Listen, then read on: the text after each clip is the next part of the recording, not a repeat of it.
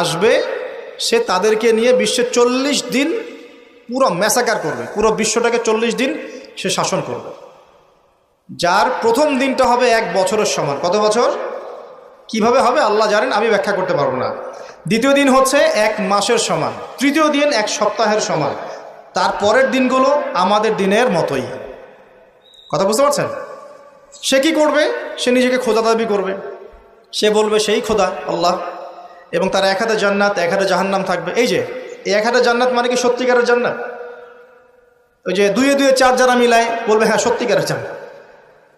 একটা বাহন থাকবে, গাধা বলা হয়েছে, যার বিশাল ডানা থাকবে, যে ডানার নিচে বহু মানুষ আশ্রয় নিতে পারবে, এবং সেই ডানাতে সে আকাশে চড়ে বেড়াবে।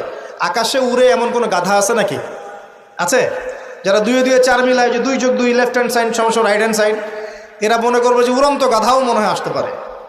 আর যারা ইন্টেলেকচুয়াল থিঙ্কিংস রাখেন তারা বুঝবেন যে হতে পারে এটা এমন কোনো প্রযুক্তি যেটা দিয়ে সে আকাশকে নিয়ন্ত্রণ করবে। হতে পারে অত্যাধুনিক কোনো এয়ারক্রাফট, আল্লাহ ভালো জানেন।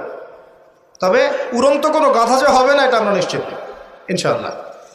তো এখানে অনেক রূপকথা আছে। সে ডান হাতে জান্নাত মানে যারা তাকে ফলো করবে সে ওদের সবাইকে প্রোগ্রেস দিবে, দুনিয়াতে শান্তিতে থাকবে।